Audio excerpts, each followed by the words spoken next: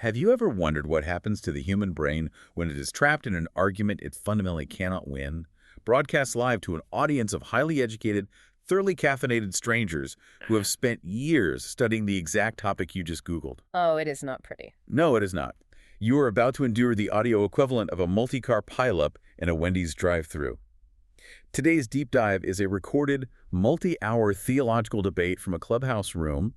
And let me tell you, it is a brutal psychological dissection of the modern internet ego. It really, truly is a masterclass in performative hubris. We're looking at this fascinating and frankly savage case study in poor audio hygiene, unearned confidence, and just the sheer, stubborn human refusal to yield to basic logic. Yeah, to set the board for you, we have a cast of internet theologians who are fiercely, almost violently, defending their hyper-academic turf and their opponent. We're at the main subject today. Exactly. Our main guy, Justin. Justin is a self-proclaimed baby Christian of about 2 years.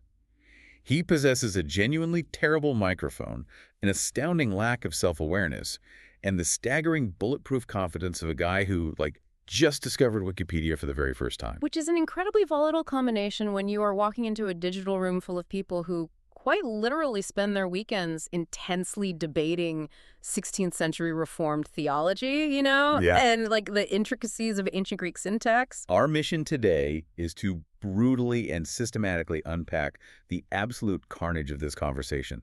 We're going to look at the train wreck of logic, the awkward staring interruptions, the grandstanding, and the sheer comedic gold of a man repeatedly stepping on theological rakes while insisting to everyone watching that he's performing a beautiful ballet. I love that analogy. But before Justin even enters the fray, we really need to understand the environment he's walking into, because this isn't just a casual chat room. Not at all. No, to understand the environment, you have to picture the ultimate theological echo chamber. You have this panel of guys, Matt, Ty, Greg, Chris, Odie, JT, who are all staunch Calvinists. Right. They are sitting around in this digital room, essentially peacocking for each other and flexing on anyone who wanders in. The entire currency of this room is pedantry. They're throwing around these heavy $10 theological terms just to establish dominance, right? Yeah. Before we go further, what exactly are they throwing around? Because you hear them saying words like ordo salutis and synergistic and effectual calling. Yeah, it's intense. For those of us who don't read Latin manuscripts for fun, what are these guys functionally doing with these words? They are establishing a barrier to entry. I mean, ordo salutis, for example, is just Latin for the order of salvation. Okay. It's a highly technical theological concept mapping out the exact logical sequence of how a person is saved. Foreknowledge, predestination, calling, justification, all the way to glorification. Got it. And synergistic refers to the belief that God and man work together in salvation, which Calvinists violently reject in favor of monergism, the belief that God acts alone. Monergism, right. Exactly. But they aren't using these terms to educate the listener. They are using them as shibboleths. It is an exclusionary tactic. Basically, if you don't know the vocabulary, you do not belong on the stage. Precisely. It's like walking into a comic book store where everyone is arguing about the exact molecular density of Superman's cape. And if you don't know the exact issue number from 1974 where the cape was woven, you're dead to them. That is exactly what it is. And into this highly fortified, aggressively pedantic fortress walks Justin. Justin, who immediately establishes that he is quite literally calling in from a parked car. Yes, Justin arrives, and before any actual theological debate can even begin, we are treated to a symphony of excuses. Oh, so many excuses. Right. He is walking around. His cell service is terrible. He is, in the parlance of the room, roboticking in and out. It's so bad. His voice is clipping so badly at times that it sounds like he's transmitting from a deep-sea submersible. And this is where it gets incredibly sad, really. It is. Justin is literally trying to debate the eternal sovereign decrees of an almighty God from a bad cell zone, while his wife leaves him in a hot car to go run errands at the store. Let that visual sink in for a second. The Calvinists are quoting the book of Isaiah from their home offices with pop filters and studio mics, and Justin is sweating in a Kia Sorento, just hoping his single bar of 5G holds up long enough for him to disprove predestination. It perfectly encapsulates the absurdity of the medium. Audio-only platforms like Clubhouse strip away all the normal social cues that might tell someone, hey, maybe this isn't the venue for this. Yeah, maybe the Wendy's parking lot isn't the Mars Hill of our generation. Exactly. But what is even more revealing than his physical location is his intellectual posturing. Oh, the posturing's a wild. Justin opens his grand inquiry with a caveat that is essentially a giant neon sign reading, I am about to say something nonsensical. He tells this room of seasoned debaters, my brain works in a very specific kind of way. Now, I have to stop you there, because when I first heard that, I thought, okay, is Justin actually neurodivergent? Yeah. Like, is he genuinely struggling to communicate his thoughts in a hostile room? Right, that would be a fair question. But the more you listen, the more you realize that's not what's happening at all. It is definitely not what's happening. When someone preemptively announces that their brain works differently in a debate about objective texts or formal logic, they aren't asking for accessibility accommodations. No. They are establishing a firewall against correction. No. This is the psychological profile of the not-so-humble rookie. He is laying the groundwork for his own inevitable failure. Exactly. He's saying, if you prove me wrong, it's not because I'm wrong, it's because you just don't possess the capacity to understand my unique, highly specialized genius. It's the ultimate get-out-of-jail-free card for being objectively incorrect. It is like a guy showing up to perform a triple bypass surgery, holding a butter knife and a roll of duct tape. And when the head surgeon looks at him in utter horror, he just shrugs and goes, hey, bro, my hands just work differently. Precisely.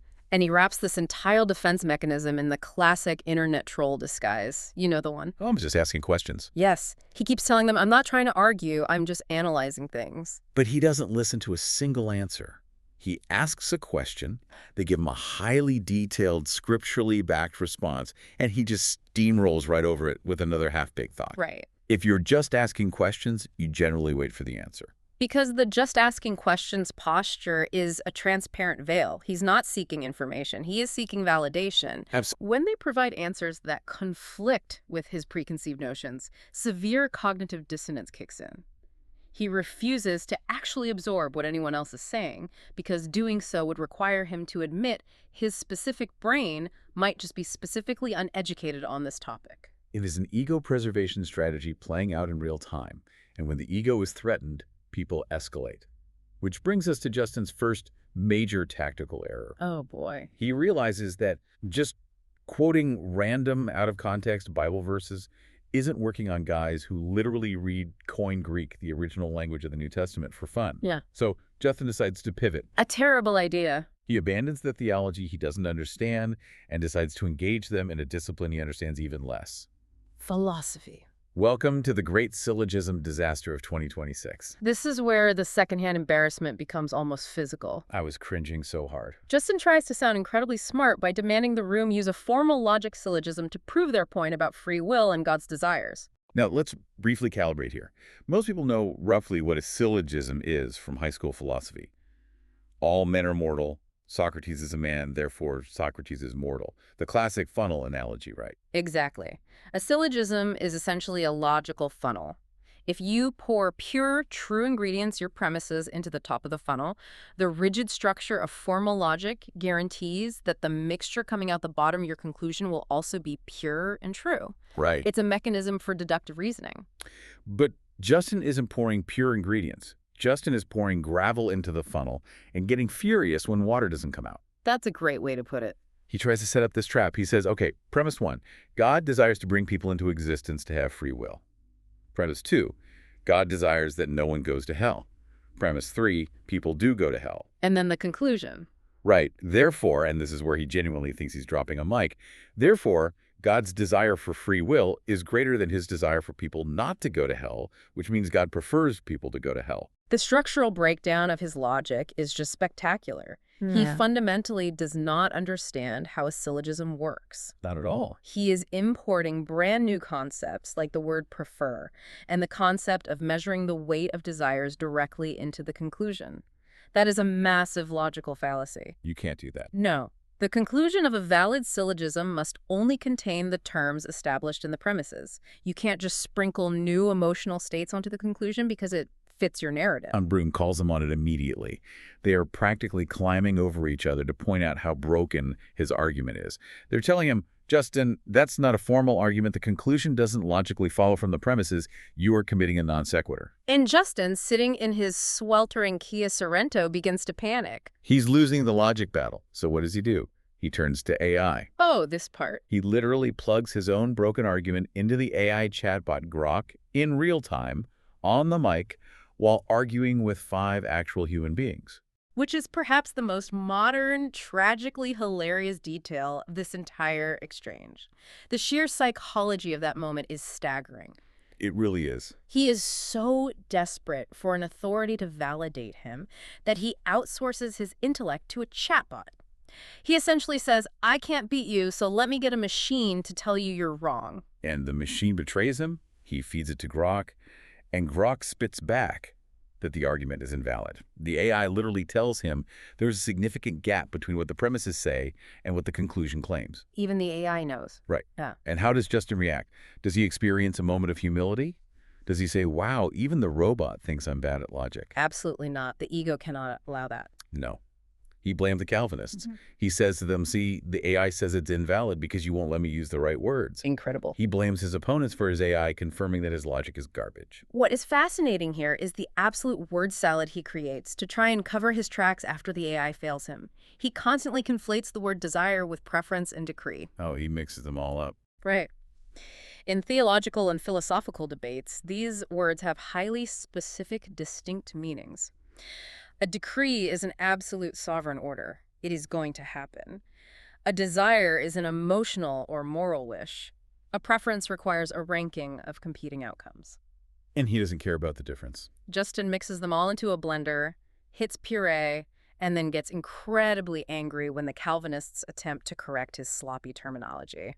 But let me push back on the Calvinists for a second. If you are listening to this, you might be thinking, aren't these guys just bullying a clueless dude in a car? Why are they demanding such strict philosophical rigor from a guy who admits he's only been a Christian for 2 years? Because Justin is the one who demanded the syllogism. That's true. It's the sheer arrogance of his challenge. Imagine demanding a formal, logical argument from your opponents, challenging them to a duel of pure reason when you don't even know the fundamental rules of formal logic yourself. It's insane. It is like challenging someone to a high-stakes game of chess and then getting furious when they tell you the knight doesn't move in a straight line. Well, my knight moves differently because my brain works in a very specific kind of way. It is astounding. He views logic not as a tool for discovering truth, but as a weapon to bludgeon his opponents.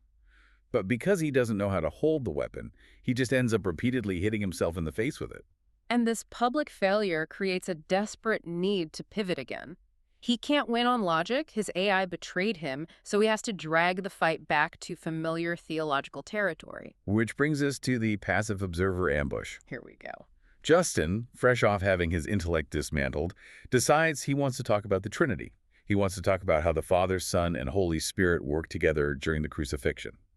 And in doing so, because he's panicked and careless, he accidentally trips backward into massive, glaring heresy. He steps right into the heresy trap. At first. He is trying to argue that the persons of the Trinity share a nature, which is orthodox.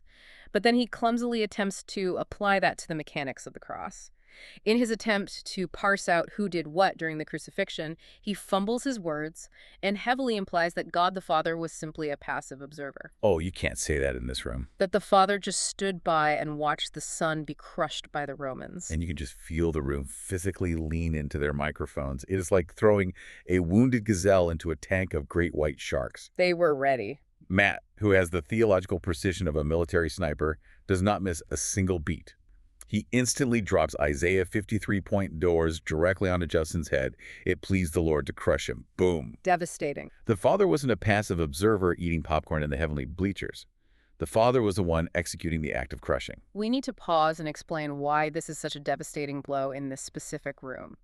Isaiah 53-point done is a foundational text in Reformed theology regarding penal substitutionary atonement. Okay, break that down for me. It's the idea that Christ was taking the specific active wrath of God the Father to pay for sins. Justin's careless hypothetical directly contradicts the biblical text they hold most dear. Right. He is caught completely flat-footed because he was spitting theology out of thin air, And Matt anchored the conversation back to a brutal, undeniable text. So if you're Justin, and you've just been handed a verse that completely destroys your argument, do you take the L? Do you say, oh, wow, Isaiah 53.10, I didn't think about that. Let me reevaluate. Of course not. No, we get the backpedal. And not just any backpedal. A ruthless, frantic, genuinely panicked backpedal. Justin starts shouting, you're changing my words. I didn't say that. You're trying to make me sound like I said he was a passive observer. Which is astonishing because this is a recorded audio room. Yes. Everyone in the room and everyone listening to the recording heard him say it mere moments before. Seconds. He denies he said something seconds after the sound waves of him saying it have barely dissipated from the digital ether. He says, I didn't say that. And then in a moment of pure linguistic comedy, he accuses the room of strong-manning his view. You meant straw-manning. Right. To straw-man an argument is to build a weak, fake version of it to tear down easily. To strong-man or steel-man an argument is to actually make it better and more structurally sound before addressing it. Which is hilarious. So Justin accidentally accuses them of making his terrible argument stronger. It is hilarious, but it also raises a really critical question about human ego and self-preservation in digital audio spaces. How so? Well, when faced with undeniable proof of their own error, especially in a public or semi-public forum, the ego essentially has two choices: integrate the new information and admit fault, or construct an alternate reality where the fault doesn't exist. And Justin aggressively chooses the latter. Exactly. Accusing them of twisting his words is a necessary defense mechanism. It's the absolute hallmark of someone desperate to maintain their fragile ego. Because if they are twisting his words, then he isn't wrong. Right. If they are twisting his words, he's a victim of their malice. It protects his internal narrative of being the smartest guy in the Kia Sorrento. It is pure survival mode. So let's tally the score. The biblical text has failed him. Logic has failed him. The AI has failed him. His ego is bruised, and his arguments are in shambles. What does a cornered internet theologian do next? Move the goalposts. He moves the goalposts so far back they aren't even on the same planet anymore. He pivots to the ultimate philosophical cheat code. Well, God is outside of time. Yes. When cornered on specific texts specifically, they bring up John 6 and Romans 9, which deeply challenge his view of absolute human free will. He completely abandons biblical exegesis. He just drops the Bible entirely. He realizes he cannot win on the text, so he escapes into abstract, speculative philosophy regarding the nature of a timeless being. I love this move because it's so transparent. It is like playing a game of basketball, realizing you're losing by 40 points, and suddenly claiming that because gravity is relative in the vacuum of space, your missed shots actually count as three-pointers. That's a perfect analogy. He starts going off on this wild tangent. Since God is outside of time, he already knows what I'm going to choose before I choose it, so he chooses me because he knows I chose him. And the Calvinists rightfully point out, Justin, that's not what the text says. Where is that in the scripture we are debating? So Justin goes even deeper into the rabbit hole. He asks this absurd, looping, hypothetical question that almost broke my brain trying to follow. Oh, the looping question. He basically asks, can God make a person who is allowed to reject the Holy Spirit, but the Holy Spirit still tries to save them, even though God knows they will reject him? It doesn't even make sense. If you are listening to this, you have probably experienced a version of this in a Reddit thread. Have you ever argued with someone who realizes they've completely lost, so they invent a parallel dimension, establish brand new laws of physics for that dimension, and then claim they are technically right in that specific fictional universe? That is Justin. It's a classic devotionary tactic. He is asking a speculative what-if question that has zero grounding in the text they are actually supposed to be debating. Right. When you ask, could God create a world where X is true, you are moving entirely away from theology, which asks what God has revealed, and moving into sheer fantasy. And they catch him on it. The Calvinists point this out immediately. They ask him, why are we dealing with unmoored hypotheticals? What does the Bible actually say? And this is what pushes Justin over the edge. This is the escalation. This is the absolute peak of the ream's chaotic, unhinged energy. Justin gets so frustrated that his hypotheticals aren't working, he just blurts out the ultimate trump card of the baby Christian. My God can do anything he wants to do. Which, philosophically and theologically, is an incredibly sloppy, dangerous statement to make in a room full of trained theologians. Because omnipotence isn't just magic, right? We need to unpack this. Yep. Because I think a lot of people hear God is all-powerful, and they think exactly what Justin thinks, that God can literally do anything. Right. Classical Christian theism holds that the God is omnipotent, but that omnipotence is strictly bound by his nature. Okay, so there are limits. Exactly. God cannot do the logically impossible. He cannot make a square circle. He cannot make a rock so heavy. He cannot lift it. And more importantly, he cannot do that which is contrary to his perfectly good, holy nature. Like God cannot lie. God cannot lie. God cannot sin. Omnipotence means the power to do all that is logically possible and consistent with God's character. But Justin doesn't know that. Justin hasn't read Thomas Aquinas. Sure.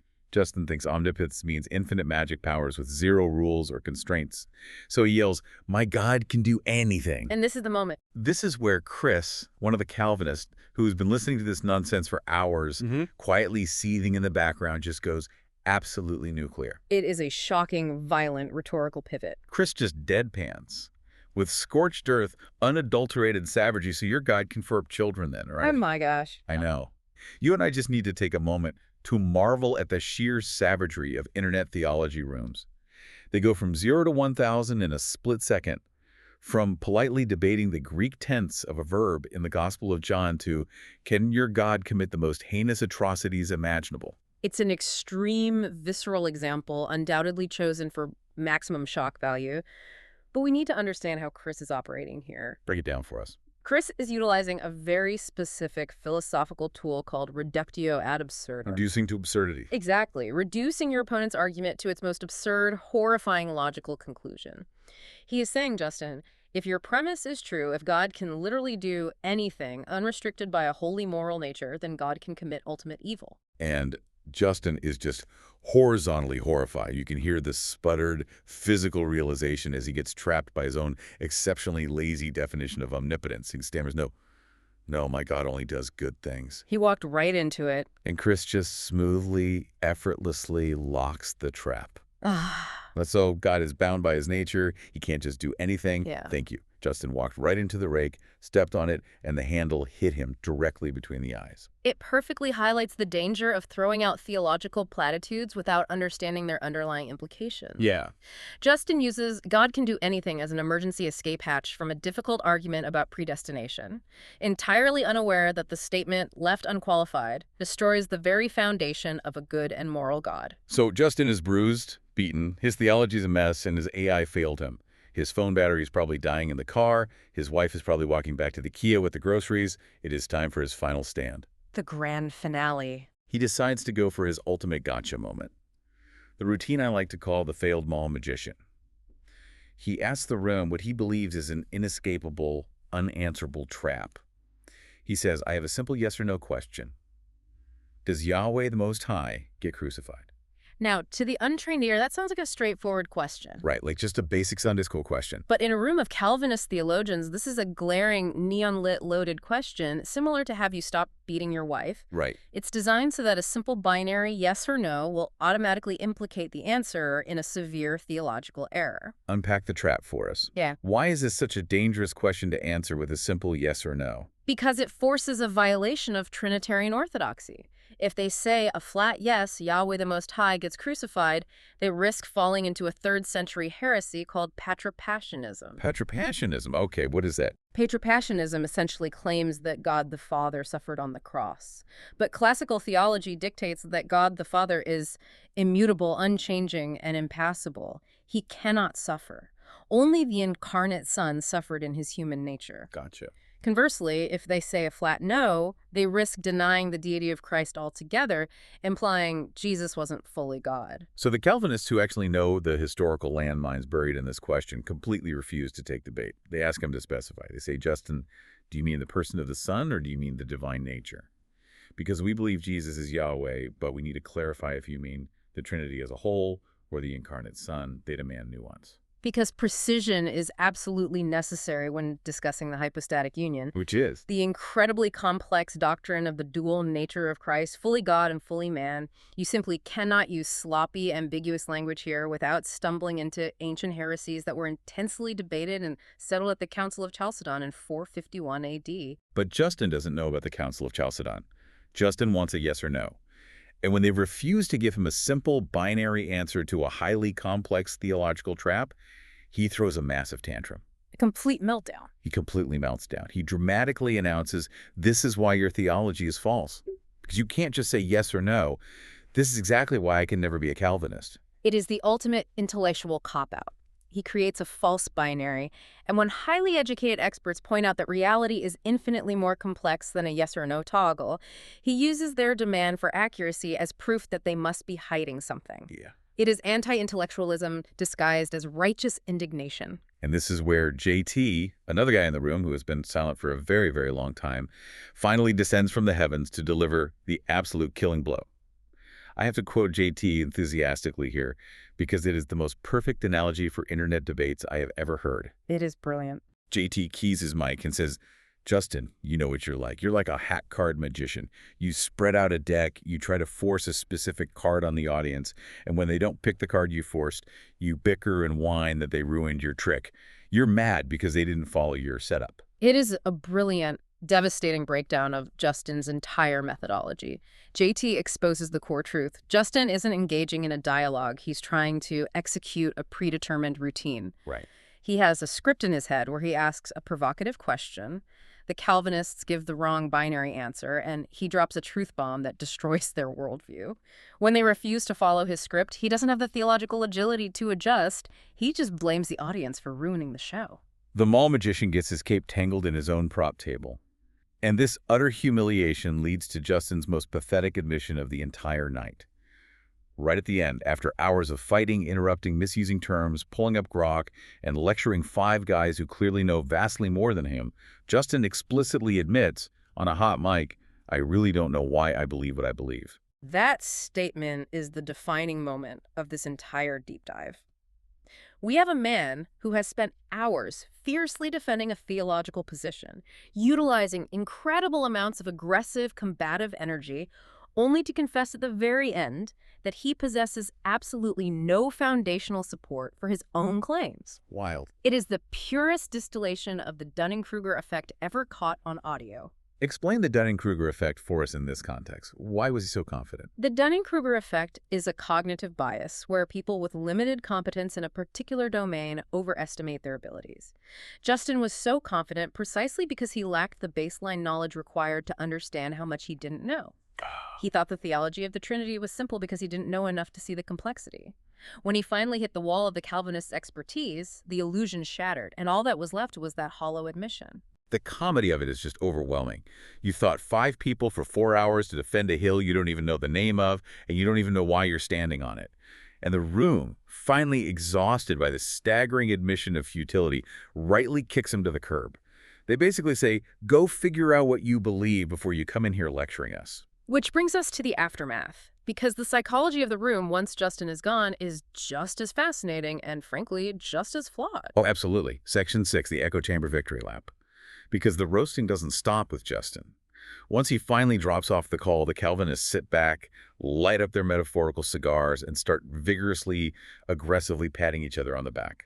The transition from intense, borderline vicious debate to self-congratulatory validation is incredibly stark. They immediately begin to rationalize the entire absurd encounter to protect their own egos. They start saying things like, oh, he was just a baby Christian, he's still learning. Or I think he was just tired and cranky. And my absolute favorite moment of delusion, JT, the guy who dropped the brilliant magic trick analogy, says with complete, unironic sincerity, I think I exercised some patience tonight. God knows I tried. So smug. They are treating themselves like war heroes who just survived a grueling, heroic tour of duty. The irony is so thick you could cut it with a knife. They are congratulating themselves on their patience and their rigorous theological defense, completely ignoring the utter depressing futility of what just transpired. What's truly fascinating here is the absolute lack of self-awareness on their part regarding their own participation in the circus. Right. I mean, think about it. You have a room full of grown adult men sitting on their phones in the middle of the night, spending literally half their evening relentlessly, aggressively debating a guy who is sitting in a parked car waiting for his wife to buy groceries. A guy who explicitly admitted he didn't even know what his own argument was. Who actually won here? Nobody won. You all lost 4 hours of your lives that you can never get back. It is a purely performative exercise. We have to understand that the Calvinists weren't debating Justin to actually change his mind. They were debating Justin to perform their own orthodoxy for each other. Yes. Justin was merely the forced card, to borrow JT's analogy, that allowed them to execute their own theological magic tricks. They needed Justin to be ignorant so they could demonstrate their brilliance. The entire 4 hours was a closed-loop system of internet point scoring that accomplished absolutely nothing of substance. It is the defining tragedy of the internet age, perfectly encapsulated in a Clubhouse audio room. So let's wrap up this absolute carnage. We have witnessed a masterclass in how not to argue. We have seen how not to use logic, and definitely how not to use AI to back up your terrible logic. We have seen a man invent a parallel universe just to avoid admitting he didn't know a Bible verse. And we've watched a group of academics spend half their night flexing on a confused guy in a Kia Sorento. It serves as a snark, somewhat depressing reminder that possessing information is not the same thing as possessing understanding. And perhaps more importantly, it shows how the desire to win a public argument almost always aggressively eclipses the desire to actually find the truth. So I leave you with this final, highly cynical thought to mull over. The next time you are sitting at home scrolling on your phone, and you feel that familiar burning urge to jump onto the internet and argue with absolute strangers about the fundamental nature of the universe, predestination, or the fabric of reality itself, I want you to pause. And I want you to remember, Justin. Ask yourself, are you actually seeking truth? Are you genuinely open to having your mind changed? Or are you just sitting in a Wendy's parking lot, holding up an AI-generated syllogism, desperately hoping that someone, anyone, will pick your card?